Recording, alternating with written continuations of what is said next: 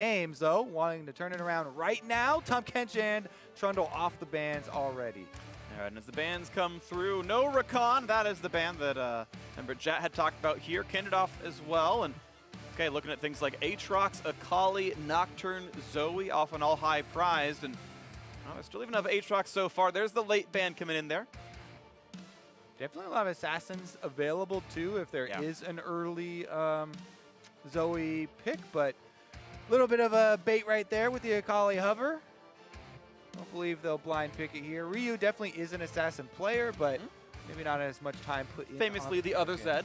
You can never forget that one there. So Braum's locked in, but I am definitely curious if Akali does sift through the picks and bans, or it is picked up as a high priority champion later on. That Tahm Kench ban for 100 Thieves makes that Braum choice pretty likely. Kind of the king of the bot lane tanks at this point. And it's an interesting discussion because after TSM's game, where Bjergsen 14 kills, absolutely hard carries the game, everyone cries like, oh, wait a second, yeah, Akali's super broken.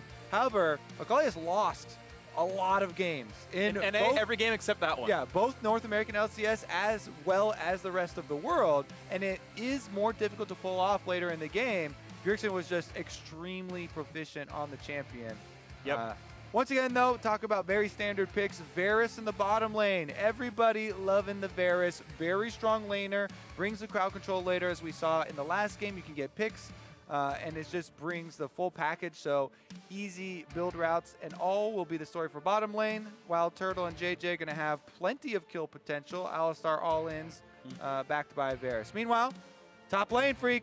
Ooh, and Olaf! Have not gotten to see much Olaf North America. I'm excited to see new things come through. Yes, the blind Gangplank, of course, as you mentioned. That's a big one here. Ssumday going to blind the GP, but also taking Olaf for a high pressure. And Rumble will be the answer for Flame. He was worried everyone's going to call him a Rumble one trick. But if that trick works, you don't got to learn new ones. So back up there, his 5th game of the split on his most played. Yeah, as long as you've got a good trick, definitely use it. And it's a champion that can push Gangplank in early. I think the Rumble definitely wants to win early. You should have a CS lead. You should have control early on. Gangplank, the reason why a lot of teams pick him no matter what anyway is because you know you're going to have that scaling.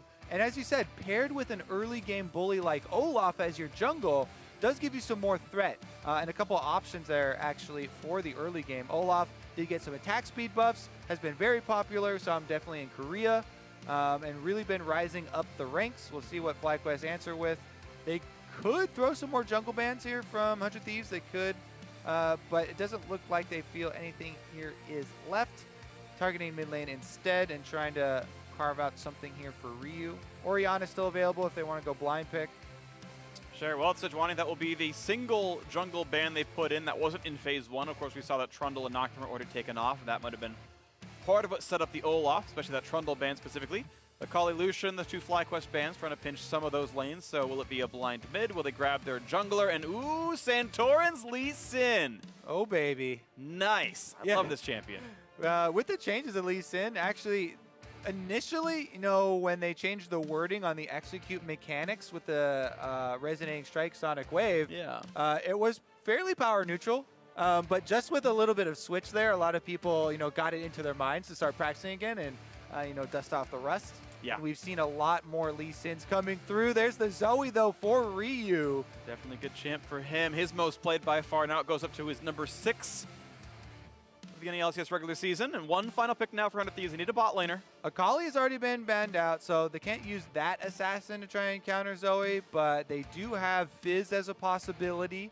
FlyQuest right now, too, have a lot of early game team fighting power. Whenever you have the Varus and Rumble ultimates, your level 16 fight is extremely strong, and you can go around that dragon. It will be that Fizz.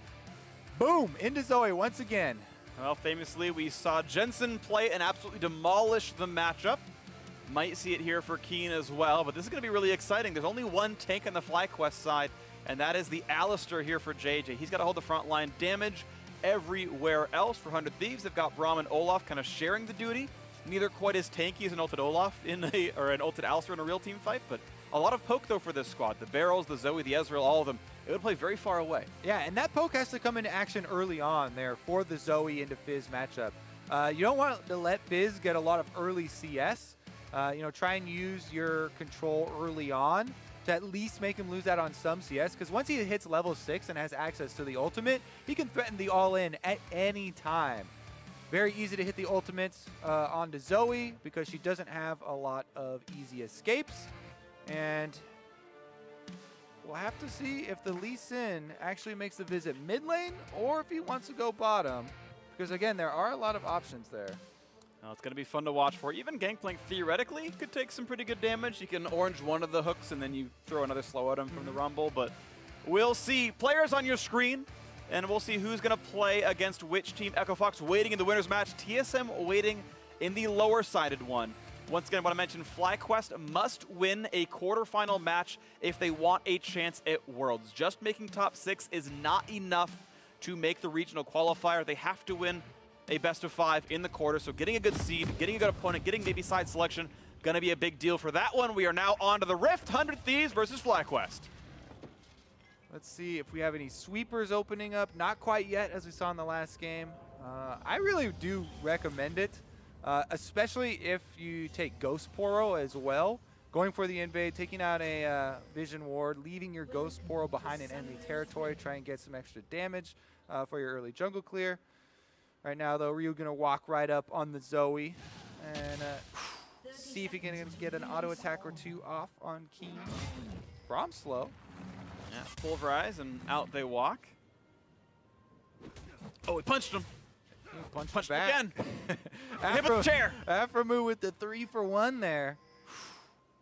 Well, better player. Yeah, even though technically JJ's not a rookie, you know, a lot of people do consider him a rookie because this is the first split really where he's gotten that starting spot, the stage time, and again, he has performed very well.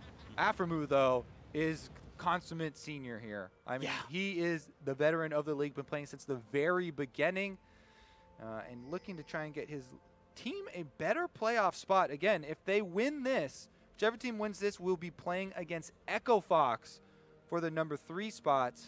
And loser, even if you lose, getting a number 4 spot, not so bad either. Red invade, though, once again, with Olaf, you have huge, huge level 1 power with the axes, and has to be respected by FlyQuest. They back right off.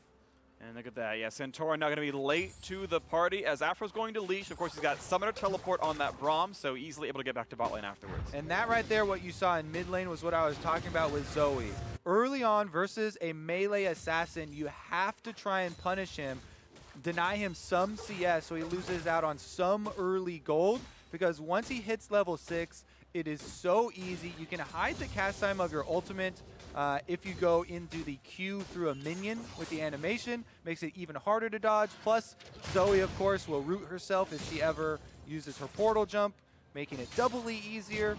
And both junglers having a possibility of ganking mid lane definitely benefits the Fizz. That's nice by Flame, though. Going to make Ssumday chug through some more of his Corrupting Flask and hook Trigger Grasp again sometime soon, but a bit low on mana in that one. Again, that's the way that this top lane matchup should go. As we said, Rumble should always push in early, try and get an advantage on the Gangplank, who again is trying to farm up, get the extra gold from minions. Ssumday dodging some harpoons this time around.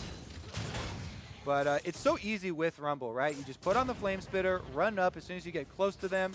You're getting your burn damage, and they have to dodge your harpoons. So if you have your Flame Spitter going, and they dodge sideways, even if they dodge a harpoon, at least they're still taking some burn damage. So that's the idea there around your Rumble trades. Pretty easy. Yep. Of course, put up your Scrap Shield when Parlay. Get parlayed as well. Okay, attempted headbutt pulverize, bit of damage on Cody Sun. Arcane shifts backwards, no more in range, and a quick stun almost to land on JayJ, but not quite there. Look at the junglers as well. Santorin just finishes up on the Krugs. Anda will find that they've been counter jungled, but they didn't get a sight on Santorin, so they don't have a timing that he's bottom side, even though they know that he was just clearing out somewhere around here. Now they know as the Scry's Bloom goes down. They pinged his Gromp, though, expecting to be there, and now a fight right here in the jungle. Anda doesn't land the first.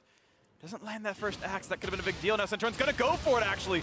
Wants to battle, but Anda could lifesteal tank. He's got to watch out as the rest of the people are coming around. Zoe's not going to land that Q. Afro's going to land the slow, though. Will there be much of a chase? Looks like no. Out they walk. Yeah, definitely very close right here. It depends 100% on who roams first. Because Santorin knows, even though Olaf misses the axe, If he commits there all in, Olaf, lower and lower he gets, more and more attack speed. That's why he's so good in those early duels. And Lee Sin does have a burst advantage, but not going to help you from 100% to 0. Ryu again moves up with the minions, going to try and harass Keane under turret and deny him more CS. And there's the redemption. Of course, you got a second to go. Keane actually going to give up the cannon because of Paddlestar poke. He thought it was too valuable to keep his health bar big, but a nice trade out there. Keane Q, auto W. Pretty good there, getting some damage back and not quite getting Paddlestarred. Equal in CS, but both out of potions with Ryu ticking a little bit higher. Yeah, and Ryu's still chugging his, so he's going to have more confidence, but Santorin comes to even the odds here. He's got a ward hop available. He's going to be drowsy. Will not go for the Q. And Ryu's not going to step up for the burst. Doesn't want to get hit out by Keane. Helps so much to just come through with a pass through. Oh, he got him! He's dead! Oh. First blood! Ryu! Oh my goodness. Ryu gets baited in a little bit. Santorin comes to help him push out the wave.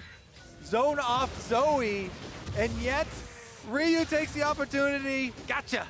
Flashes in, Ignite ticking down, and with Zoe getting the first blood in this Fizz matchup, plus denying that whole wave of CS, that completely changes the story of the all-ins around mid lane. They're going to go to part 2 in the jungle. Ooh, and Lee Sin Q on cooldown means not much of a fighter right now, but one of the Krugs goes over to Anda.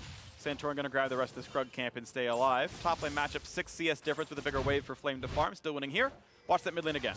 All right, so Ryu, he ran into the brush after making him fall asleep. Did the paddle star. As soon as the paddle star hits AoE, he knows all I have to do is flash in, gets the Ignite, gets the extra tick there. Ryu down. Plus, Ryu flashed away as well afterwards when the Ignite and damage had already been done. Yeah. So now it's going to be very difficult for him. Still, though, with level 6 approaching, Ryu's going to have to worry. Since he doesn't have his flash now, he can't flash the ultimate from Keane. Yeah, Keane with the fish. Keane still has Ignite. There is a chance he can make that kill convert. But we'll wait to see. Still, of course, 8:15. This is the higher burst electrocute.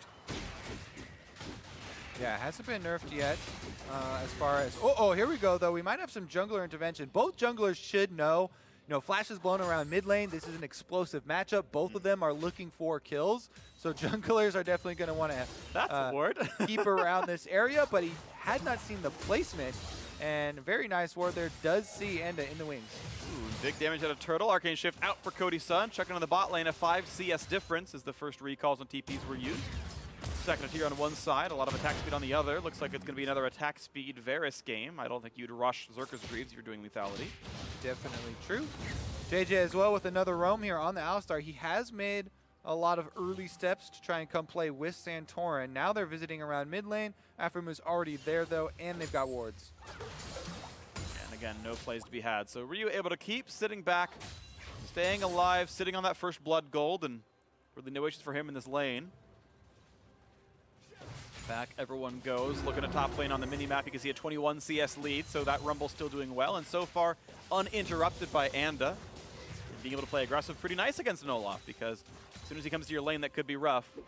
So far he's been tracked. Side effect of all the attention around mid, we mentioned how the top lane matchup is also lopsided in the early game. Rumble should be getting an early CS lead over Gangplank, pushing him in, and Flame has definitely done a good job with that.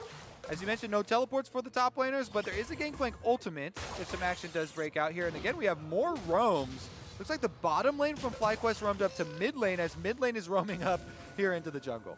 You saw the almost attempt right there towards the Lee Sin, who ward hopped away from an Olaf, but now they're here ready to collapse on this as JayJ and Keane helping to fight for this blue buff. And in the wings, Ssumday around as well, has a barrel set up. Even Rumble joining the fight. There's a quick stun to the front line. Ulted running away, and Gangplank ult comes down on top of this one. And the fish is not going to hit too much, but now they go for the play on a Gangplank. Equalizer on top. Ssumday burning down, flashing over, still dies to Flame. 1 for 0, but the trade could come through. Looking at Flame, and the blast cone taken away from him. Will they smite for blue? Is that worth the risk, though, Santorin?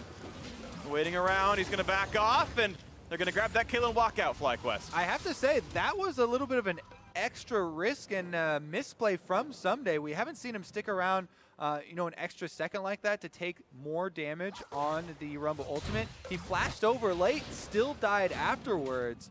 take another look at how it all started out, though. FlyQuest wanted to initially go on Anda here, since they have 4 members already in place. He does ult and flash out in time, and then it's on to Ssumday. He walks back onto the Rumble ultimate there instead of immediately flashing out over the front corner. WildTurtle got a solo kill on a Cody Sun. That's like his 14th all-career. We had that stat a while ago in the LCS Lounge. He's added another one to the list now. The Cody Sun solo kill. Well done, Turtle. Oh, man. Just able to land the ultimate here. Cody Sun, it looks like he used his flash in how it's set up as well. How did Turtle do this? Because Turtle didn't use his flash. Arcane shift for the stop of the recall. Oh, Cody Sun. He just gets ulted. That is some greed, boy. And look with the extra wards. You know, Turtle saw that coming the whole time. He's like, if this guy... He's blocked by minions, just like, it's obvious. He's got the entire thing lit up. If this guy comes over to stop me, I am just immediately nailing him with the ult. Cody Sun gets his hand slapped away. And Turtle on the Varus on top of his 10 CS lead. This is going to fund his Blade of the Ruin King very quickly. Oh, man. Well, that cookie jar has teeth. Your hand got caught in it. So now Cody Sun going to walk back to the lane. Lane's the Q, though. He's getting some revenge. Stacking up those little bits of items. And still, a 200 gold difference in this game. Certainly a close one. Top lane ahead, bot lane ahead. Mid lane has essentially traded here. But Anda has farmed better inside the jungle. That is at least something on their side. And we're watching him again walking in mid lane. Keane has been unable to do much aggression here. Yeah, the flash from Ryu is back up now. So Zoe does have an out if Keane throws the ultimate early on. And again, when you do the portal jump like that, of course you root yourself. So it makes it an easy target. But Aphromoo is bottom side. This time, JayJ, his roam's not answered. So there they go. He went for the Q ultimate, hiding the cast time. Stopwatch is there. Oh, what a good flash, bro. You were predicting that Alistar was coming. JayJ not able to land the pulverize, but a Drake picked up by Santorin. So a nice pickup there. FlyQuest comes out ahead. Yeah, very nice presence of mind there by Ryu in order of operations. He didn't immediately flash the ultimate, uses the Zonias while the fish is going to jump up, and then baits out JayJ's own flash on the Alistar, removing a ton of threat there. And during that whole time, they're rewarded for it with an Infernal Drake for FlyQuest. A lot of bottom lane presence here. 3 control wards there, controlling most of the vision in the river. And of course, Turtle established dominance in the bottom side. 800 gold lead. Wave pushed in. Down to half HP is this turret, actually. So even though Braum and Ezreal are pretty good at defending under turret and staying alive, the threat of a roam, potentially a dive when the fish comes back up for Keane might be enough. Teleports up soon for the top lane. Flame has under a minute to go on that one. 41 seconds is that cooldown. And I think FlyQuest might want to keep the pressure on in this early game. For sure. They've got access to some very, very big team fighting ultimates. And very much ready to use them. Gangplank still trying to scale up, you know, just the sheen there. Not going to be nearly as much presence as the rushed magic penetration of Rumble. Oblivion Orb and Sork Shoes, he is ready to go. Teleport almost available too, so FlyQuest could make a super big power play. In addition to that, the Drake that they got was an Infernal Drake. So even though their little gank on Zoe did not come out with the kill, they do have something to say for it. Meanwhile, down bottom lane, they're diving turret. Look at that. Alistar's under there. Wow, a lot of damage coming through, but they're going to stay alive. Oh, big chunk, though. Turtle on the 1/3 HP. Thankfully has life still. He'll still stay up, but yeah, they are still trading fast and furious. Of course, both junglers were spotted, mid laners as well, so just safe to keep doing battle. Yeah, JayJ took that opportunity. He ran all the way around behind the turret, dove through. Turtle did land the ultimate, but they don't come up with any sort of kill. Santorin now actually looking at Ryu. This is Zoe without a flash because he used both his stopwatch as well as the flash in evading the last gank, so they know he's at least a vulnerable target. But Spell Thief Barrier going to make that dive a little bit harder all the same, and instead he will keep his pressure on by going for more neutral objectives. He's got the Infernal Drake earlier, going for the Herald here, and considering how low bot lane is, that Herald should be a guaranteed first turret in the bottom lane if they can spend the time to do so. And knows he can try for a steal. He's waiting around. Phreak doesn't help in this Herald. This is going to be pretty close within smite range. Look at the bottom side as they're going to find the flash and a headbutt pull for Isaac. Cody Sun yet again is killed off. The battle for the hero goes to FlyQuest on top of that, and the fight continues as Keane is running away after getting a kill onto Anda. The Shark or something else might have done it, and now Ryu going to jump forward. He's ignited Santorin. The shield might not be enough. No, Triumph keeps him alive, and he still does go down just enough for the tick.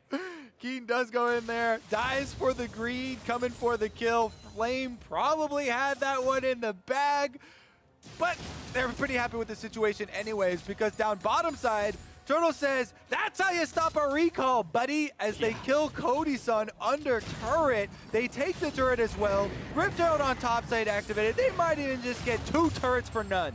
Well, looks like that's going to be the case right here. Slam, down it goes. And the gold lead over 3,000 now. FlyQuest in a great spot 15 minutes in. Flame, how safe does he feel? There's an Olaf coming towards him, actually. And he might shove this wave, but be careful. Not too far away as the rest of this team. Yeah, the ward's been turned off by that control ward in the tri-bush. Knows that he has to play a bit safer, but the map is wide open. Arcane Shift's been used. And again, he's rooted in place. WildTurtle looks for a second solo kill, and it's gonna be, it counts as a solo. No assist going to you, JayJ. Turtle is just destroying Cody Sun in the bottom lane here. That was, he got a kill right before this replay, or as this replay is going on, and then he gets another one. Anyways, this is the Rift Herald that got started off, smited early, but Santorin went back in with the execute damage on the resonating strike. Down go the junglers. Ryu though, portal jumps in. Flames got the finish on the kill. Keane goes in anyways because he wants the money. Yeah. But punished in the end, gives over 1 more kill. And that's 2 to Zoe, so if they feel the pain later, he's got nothing to blame but himself. That's a fair point. At least it kept Santorin alive. He was able to just sustain through it with his shield and Triumph triggers. Turtle, okay, sorry, it was 41 career solo kills. This is, of course, 2 in the same game. That's a bit different from 14. You did say a number with a 4 and a 1 in it, though. Hey. You just had him backwards. Hey, I got you. That's pretty good. That's pretty good. To be fair, his solo deaths are like 5x that. So I knew it was lower, but either way, that's where he is now. Well, he's got none in this game, and we live in the present, Phreak. So right now, Turtle is the AD carry. Meanwhile, it's very easy now for FlyQuest to continue to push in. They have established full control here of the early game. Mountain Drake's coming up in 40 seconds. That one will easily be collapsed upon, and they can move up so much easy vision here through both quadrants of the jungle to control the rotations from 100 Thieves. Ssumday right now trying to push out on top side, but mid lane, Ryu actually steps forward. Turtle does not fire off to change the corruptions. He's also not afraid. He's got flash and nothing else for summoners, but feels pretty good about going into the mid lane. Even trades a couple autos now. The jump over the wall. They find the root. They're not going to quite kill off Aphromoo, but the equalizer is going to be a lot of damage. Nice try on the snipe. Jukes away from that one. Up they go. And they actually got Olaf ultimate out of that too. So, and without the ultimate, Olaf becomes so much more difficult to navigate in those situations. They're going to back right off, take the easy Mountain Drake for themselves, and that one they'll keep in their pockets for 3 minutes down the line when Baron pops up. And odds are pretty good that the way Turtle's money's coming in, he should be able to finish Rageblade by 20 minutes. He's got about 1,400 gold to earn, but that should be doable in 3.5 minutes or 2.5 minutes here for a well-played Varus. So this could be huge power spikes coming in time. Keep in mind, you've already got full team fight power for Flame. He's been on flat 10 stacked for a while. A stopwatch and inventory if he needs it for the team fight. And this could be a lot of FlyQuest very, very soon. Another attempt towards Cody Sun. Arcane shifting away for this one. JayJ able to walk out with the Aftershock durability. This turret taking plenty of damage. Santorin joining as well. Turtle had a 3-level lead over Cody Sun for a second there. Cody Sun just dings off of one of those melee minions dying, but this has been absolute destruction here on the bottom side. They're still pushing ahead, and with Santorin farming the nearby Krugs, they can get even more damage on this turret. It's nice by Aphromoo trying to make sure that Turtle takes aggro, but now the engage from JayJ. Big damage coming across. No one to be stunned except the Lee Sin, and he's fine. It's just alone time, free time. WildTurtle knocks down the turret. Now the trade in the mid lane. This could be bad for Fizz, and it is, but the trade. And with them both going down, actually now we have a rotation bottom side, and it does run through the jungle. They run over some vision, but they stick around. Predator gonna cause them to back off though. Yeah, Lee Sin close enough that there's no dive to be had, so out they go. Bot lane tier 2 falls. FlyQuest winning a lot through this bottom lane. All right, let's take another look here at the mid lane, how it happened. Ryu just sitting here on Zoe. Battlestar, again, the Q ultimate here from Keane. You can hide the cast, as we said. Makes it a lot more difficult to dodge. And though he does go in, finish up the kill, with his dying breath, Ryu lands the bubble. Well, that's enough to keep him in place, and he at least gets the answer kill. This time around, now Keane has a stopwatch, so we can immune that next time. Get away from the turret maybe, and have an unanswered kill. Still waiting for the Zonius to be completed for Ryu, but that'll make that matchup much easier. That you can just immune the fish every time, and those dives get a whole lot harder. And walks top side to kill out some of these wards, and we'll see what the 100 Thieves game plan is going to be. They're down 4 kills and 2 Drakes. They're down about 4,000 gold. Might need to do something, but not sure just yet what that would be. Well, they're going to have to stop dying and start putting up their defensive vision. Right now, they're actually doing step number 1. Control wards here around Baron. Aphromoo leading the way. The veteran on the team trying to keep them calm, trying to keep them focused in the face of this FlyQuest snowball. Because if they don't put a stop to it, it is going to be Baron popping up here 15 seconds. And it's a Mountain Drake in the hands of FlyQuest. They've got plenty of team fight abilities. They want to force 100 Thieves to fight right now into their hands. 100 Thieves looking for a pick on somebody out of position first, but it's going to be them! And Cody Sun is gone. The Q lands from long range, and they're going to keep the chase going. Olaf pops the ult, but can they kill him anyway? Ragnarok will keep him safe for now. JayJ takes the paddle star. FlyQuest still alive, half HP they might be. They've got some fruit to grab, but they need to heal back up. Yep, they're going to push the side lane instead. They don't have enough health to start up that Baron, and just 1 kill for themselves. Too risky. Anda has Olaf ultimate as well as flash available, so he could possibly go for the steal. And instead, they'll take the marginal victory here to push the minions into the turret. They might actually be able to finish off this tier 2. Here comes 3 with the wave, and they've got JayJ over the wall. Looks for the stun, and it flashes out, but can they kill off Aphromoo? Got the shield up though, and he's going to stay safe. Ult comes across, the barrel's in there as well. Hits onto all 4. Here's the Sleepy Trouble bubble. Gonna look for this one, and it's gonna almost pop down Keane, but he gets the Zonius for a few seconds. So the chase is in, and Ryu gets that kill.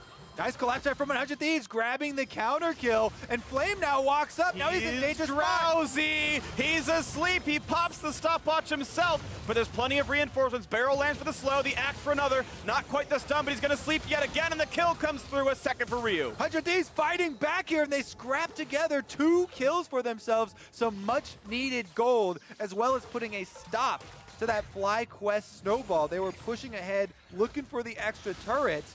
But now, with some more money in Ryu's pocket, the Zoe one-shots start to become a reality. We said it before, you start giving over those extra 1-2 kills to Zoe, then the paddle stars start hitting for 70% of your health bar, and you'll have no one to blame but yourself.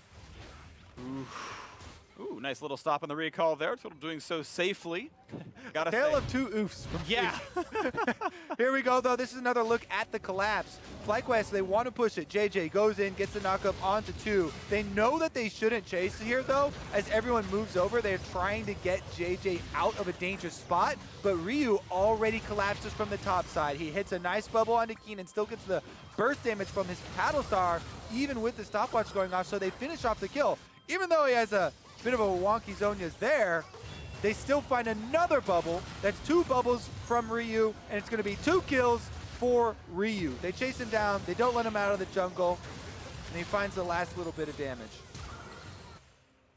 Yeah, grabs people's flashes and tries to get the chase going, but 5 and 2, Zonia's completed. Ryu in a very good spot right now as he knocks down the rest of all of these. Game a little bit closer, 3,500 all that separates these squads. Even a Spirit Visage done for this Gangplank.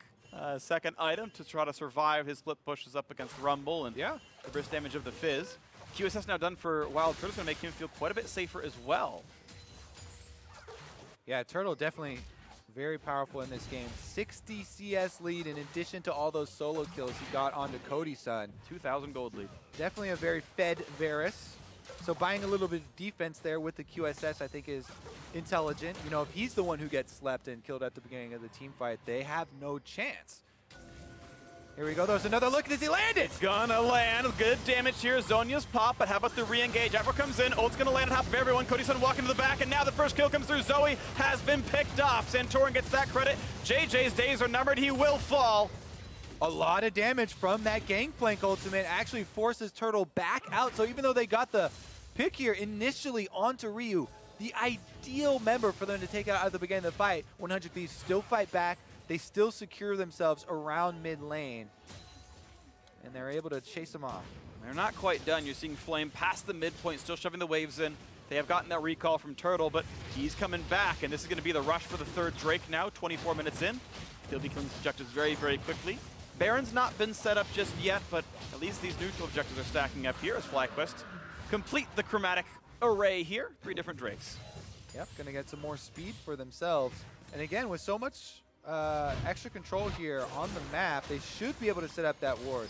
All right, so Turtle, he hits the ultimate, he QSS's off the bubble, and Ryu flashes off of the Rumble ultimate there, but it's so much damage from that Gangplank ultimate forces him out of the fight anyway.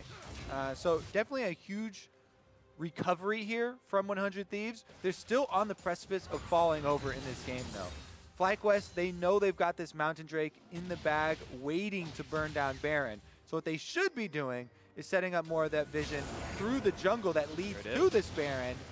They don't have super deep vision right now, but they're starting it up anyways, trying to get it low enough that they can actually burst it down. And as you said, Turtle rips through it. Keane scouts, JJ's around. They've only got 4 though. Flame cannot teleport, though he has the ultimate available. Still has to wait the next 45 seconds, close to a minute actually, until he can rejoin the play. Yeah, I guess they were just hoping for a sneak there because they were just bluffing. They can't actually have him join and collapse onto the team fight.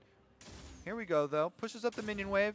Should be able to get one more wave and they could return to try and take back that vision. 100 Thieves though, they take that opportunity. Hey, you start up Baron, you take some damage like that without teleport ready, then we'll move in and they get some very important wards down. That is nice. So temporary control for 100 Thieves. You can see them in that jungle as well, which is going to make that even harder for FlyQuest to set up properly and to hide and everything else. A couple of these go down. JayJ steals 30 gold from Santorin by smacking that ward, but that's okay. They'll be fine. Mid lane still being cleared out. Turtle pretty happy to play aggressive here. When he's got QSS up, he seems to walk up no problem. Flame has now been walked to this one, even though the teleport will be up in 3 seconds' time. He wants to force Ssumday's TP out by being here. And FlyQuest going to grab themselves ward control. All right. FlyQuest looking for the bait. If you walk through one of these jungle corridors and Rumble is already there, that can be a devastating team fight, especially now with Zoe not having flash after the last engage. Here they're going for Turtle, though. Rune clicking for some move speed and able to walk away from Braum's Q enough in time. I believe it was spotted that they saw the Rumble run towards bottom lane, and now, of course, he's seen in this lane himself, so they're going to trade this wave back and forth. 4v4 in the mid lane. Gangplank ult, though, is available to make it even easier. A quick sleep on the Turtle. He'll stay safe as the team front lines, but health bar's running low against this poke. Zoe and Ezreal can play this siege pretty well. Yeah, pretty good move there from 100 Thieves, getting a lot back for themselves. Ssumday on the Gangplank, as you mentioned, not only the Spirit Visage, but also the Merc Treads for himself.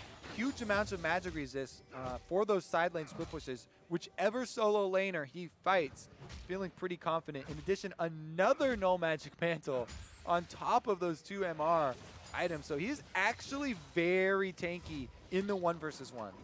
Yeah, maybe a Hex Drinker coming next for him. We'll see what it turns into in actuality. But Aphromoo was able to get rid of all those wards, and now this time around, that Baron Pit is mostly dark. A single regular ward in that river on the 100 Thieves side.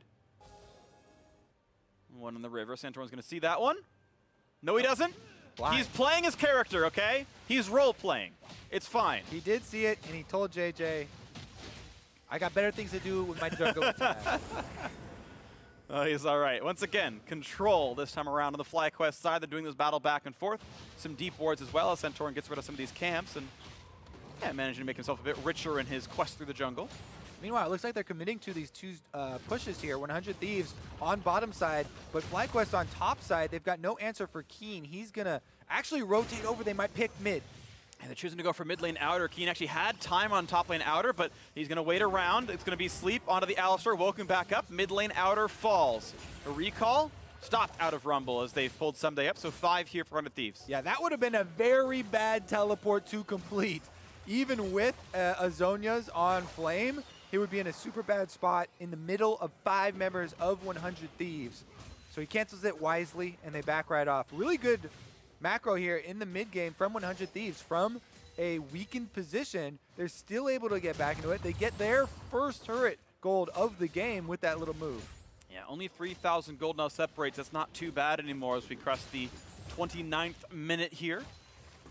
Santorin getting rid of some wards, and still Echo Fox, sorry, FlyQuest, don't know why I got that one wrong, are in control of that Baron area. But the side lane split push for Ssumday is going to knock down another turret, as this is now going to be the Baron rush, and no one is the wiser. So many people showing on the map.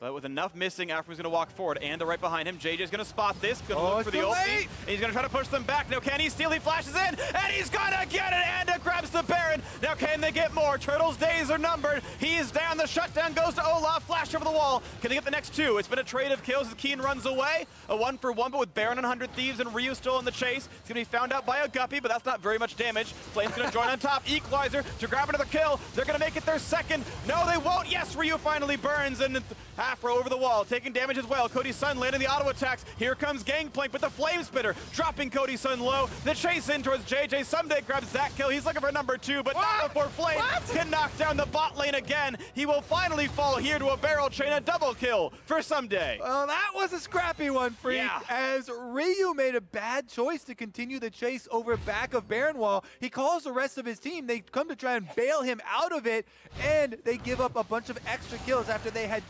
hard won the early Baron contest here. Santorin, or actually, excuse me, Anda is able to ultimate, run straight through on Olaf, use his axe and smite combination to grab the Baron, and the extra kill too. He was able to take down Turtle, but then Ryu flashes over in a one-man solo mission into every member of FlyQuest, baiting the rest of his team to come save him. Cody Sun tries to collapse, and he gets burned down. He has to flash over the wall. Ryu still went down, and Aphromoo as well had to use his summoners to get out. Then Ssumday's like, oh my god, what's happening over here, guys? Comes to try and clean it up, takes down JayJ, tries to finish off Flame, but Flame finishes off Cody Sun as he goes down himself. Yeah. Overall, 3 for 3.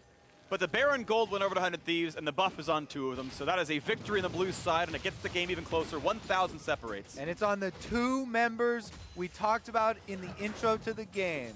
The veterans here, Aphromoo and Ssumday. Ssumday now actually, they have Keane on the flank. He's got a big barrel chain slowing him down, looking for the kill into Cody. This poor Ezreal is going to be assassinated. 5v4. Olaf's got nowhere to go. A quick 2 kills for Keane. A nice pulverize in the front line. Aphromoo going to stay up there as his right goes over to the Varus, but a re-engage towards Keane. He'll stay alive for now as JayJ falls. A victory so far for FlyQuest, but the health bar is so low. Can Ssumday chase? Ryu's got a Blade of the Ruin King with his Spell Thieves here. They want to pull... Oh! Ooh, hits a minion though, so Turtle can keep running, but Aphro can slow him. Aphro is the only one that took the correct route here. Good QSS. They can walk away. Okay, so +1 kill, and the Dragon goes over to FlyQuest, despite the Baron in their faces. Whew. That was definitely a good flank there by Keane. He's able to nullify Cody Sun completely. Cody barely got anything off in this fight. Here's another look at the Dragon. The 100 Thieves are the ones starting it up. And Anda's in that pit. Cody Sun, as soon as the Arcane shifts over the wall, Keane's already there, waiting hands. But on the other side, they kill off JayJ with the Rumble, trying to play the front line. And Keane does barely get out, even with Ssumday getting the extra burst damage there, waking up from the Sleepy Trouble Bubble with his parlay. Look at that gold draft. Really good for FlyQuest for a while. Then that climactic Baron fight obviously came close to tying it up. The FlyQuest still feel like they are in the driver's seat as Keane look for something to do. Aggressive ward. That'll be killed off by Anda. That might be killing away this wave and getting some pressure. JayJ is slowed. Will that be the engage? Several bits of crowd control plus the Ezreal ult on top. Now down to under 1,000 health. And he's ignited. He'll go down to true damage. Finds a stun, but is the casualty. Yeah, during that time, Keane trying to finish off this turret on the bottom side to pay for that death with some tower gold. It still is going to mean an extra man advantage here for 100 Thieves as they send Ssumday to push out the side wave with the 4 members going up mid to get vision here around Baron. As they push in, they get the wards into this jungle. No neutrals to play for quite a while. But if they can take the map, they can find some outer turrets to kill. Top lane tier 1 is still standing for them. Bank of gold waiting to be grabbed. 900 gold difference. That is pretty much nothing here, as the Gangplank has had plenty of time to get his farm going. You can see now his items come through. Yeah, he's actually now ahead of gold. Some of that, of course, being that Gangplank does that for free, but items are items. Yeah, exactly. And they've combine very well on Gangplank. He's got his extra damage from the Trade Force proc that you rushed, as well as the guaranteed crit here from the Storm Razor. Now they're trying to take some extra turret gold for themselves. 100 Thieves have scaled up.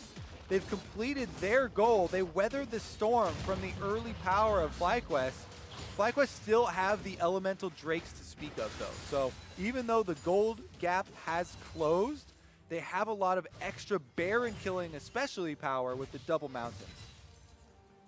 In a few minutes, they can use those and put them to work yet again on a neutral if they need to. Items still stacking up. Full Mercurial Scimitar for WildTurtle. Oh. The Hurricane and now JayJ tried to find that one towards Anda, but Ragnarok gets him out. Actually has stopped by for a bit of damage. The Hexdrinker on that Olaf means he can be a bit more threatening. Just now noticing that one coming through. As the Hexdrinker for Cody Sun also helping him try to stay alive against Fizz. He had it last time, it didn't change anything, but... Yeah, I mean, this is a 6-kill Fizz. He's got 8 stacks on his Dark Seal as well. Keane does a tremendous amount of damage to any backline members, even with Hexdrinkers being built all over the place here and lots of shields coming through. This Fizz has huge burst damage, and everyone's going to have to watch out for those flanks. So again, the side vision here, defensive placement, becomes so important. And Ryu going to walk on in and get rid of the minions here. Positioning going to matter a whole lot. Checking that vision real quick. Actually, first is a fight in the front lines. Aphromoo and JayJ trading health bars here. The Fizz low and knocked down by Ssumday. The first kill goes to 100 Thieves. JayJ getting dropped down as well. Finds a headbutt. Afro staying alive, though. And it's not going to be Keane getting that kill. Finally gets one, but Ryu able to kite away. A big fight for 100 Thieves. Yeah, they take down 3 members, only losing their support. So they have full power play right now. They can go for some extra turret gold after that. What a big pickup here. They kill Turtle at the very beginning of the fight. Flame, he hits the barrel. The Zonias won't keep him alive. He'll be asleep. He'll be shut down Ssumday on a rampage. And 100 Thieves will not be stopped. They're pushing again. Inhibitor turret still in their sights. Ssumday's going back to teleport here with the Gangplank. He actually cancels it, and they're going to continue to push. This is going to be the inhibitor for certain, following the recalls. The revives still waiting on those, and even though there's a few more seconds to go, they're going to back off real quick. They're going to reset first. Baron up in 10 seconds. Maybe they rush that one down. No, it is going to be the recalls. With 1 auto left on that control ward? They're baiting. That is a next level bait. Well, they're fine. Oh, it's a barrel. Oh, okay. Yeah, no, I had the same thought as you. Okay, we're fine. 100 Thieves resetting. Aphro already burned teleport to get back on the map to make sure they can keep the ward control. Kills off the control, has his own blue ward in there already. And 100 Thieves are poised to make this happen. Aphro going to find a slow as the wards are getting killed. And be careful, Lee Sin. He's already reviving for Guardian Angel, and now the fight can continue as Aphro's on the front line, but they get the stun on the JayJ, and no one is here to reinforce. FlyQuest just dropping kills left and right. And now Turtle actually going to... Ooh, he QSS's, doesn't have to flash yet, but he might now. He's gonna have to get away from this one. Under 1,000 health though, finds the root. Ssumday wants in. A Q could almost kill, but will get away. The kick from Santorin, keeping his teammates safe. All right, another pick for 100 Thieves here. Getting the kill, getting the priority around Baron. They can get Scuttlecraft vision. They already have it swept. And FlyQuest now find themselves looking for a steal opportunity to try and make a big play to get back in it.